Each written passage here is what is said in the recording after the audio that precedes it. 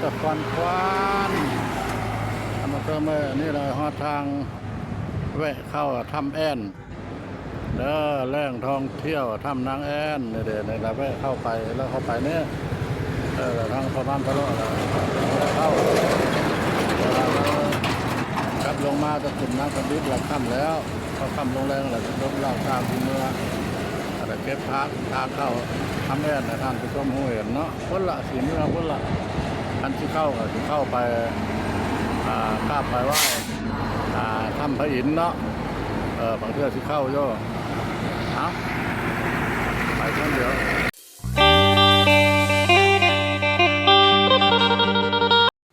เอามาฮอดรีสอร์ทเนาะฮอดรีสอร์ทอีกบนนึงรีสอร์ทมองนี้ล่ะมันสิอยู่อะไรเนาะซื้อรีสอร์ทแล้วมัน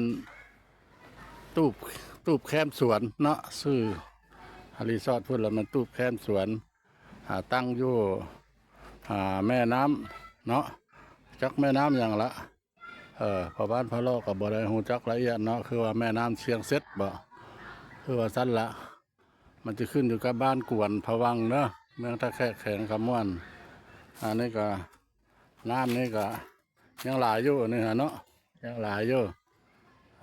แต่บ่ทันมีอันนั้นเนาะผู้คนมาพัฒนามีแต่เพิ่นเฮ็ดเป็นตู้เป็นพามกระท่อมเดี๋ยวนี้คือจังซื้อละนะคือจังซื้อละบาแปดเพิ่นก็ยังไปลงมาเฮ็ดกระท่อมหลายอยู่ท่านผู้ชมเลยทางเทิงพุ่นก็มัน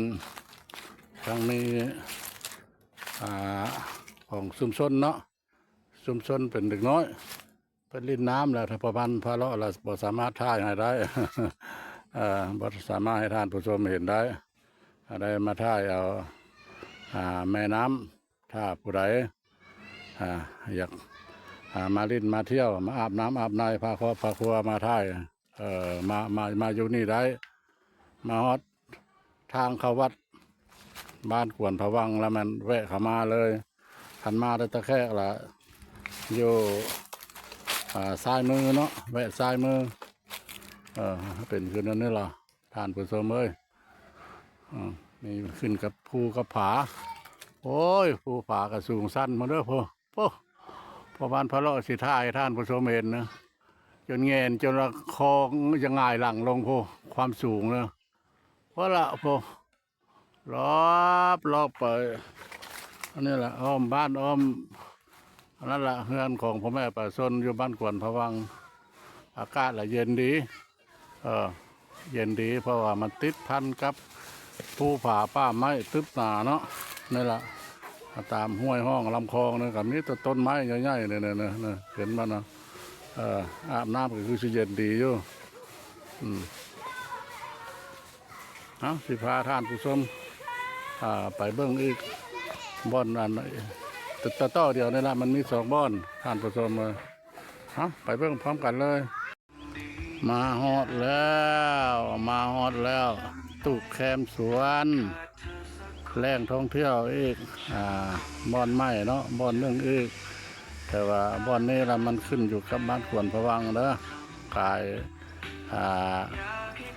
ผาหอมมาเนาะละสิแวะซ้ายมือเข้าวัดบ้านกวนผวังนั่นละละสิมีรีสอร์ทสวยสดงดงามมีขัว2บ่อน3บ่อนนี่ละความไปภาคห้วยภาคคุ้นก็มีเป็นกระท่อมเนาะกระท่อมเป็นตู้เป็นฟาร์มสะอาดสวยงามเหมาะกับชีวิตผู้ใดอยากมาพักผ่อนแบบเงียบมาสั่งอาหารการกินแล้วก็มาพาครอบพาครัวมาหนีฮ้อนเนาะหนีฮ้อนมาเพิ่งเย็นอยู่นี่ละเย็นดีเด้อ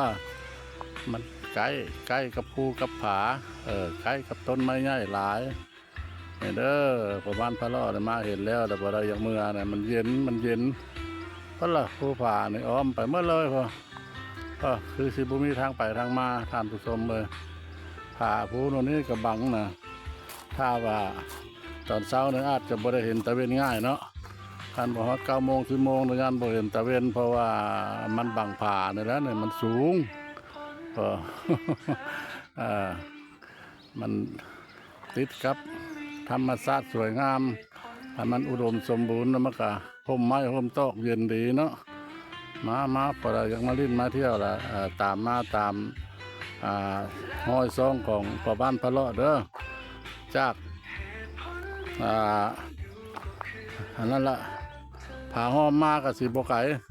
ประมาณลัก2 ลักนั่นแหละเนาะหรือว่าโล2 โลอาจจะฮอดละเอียดซ้ายบริฮอดทำน้ำแอ่นเด้อขันไปทำน้ำแอ่นละกายแล้วท่านผู้ชม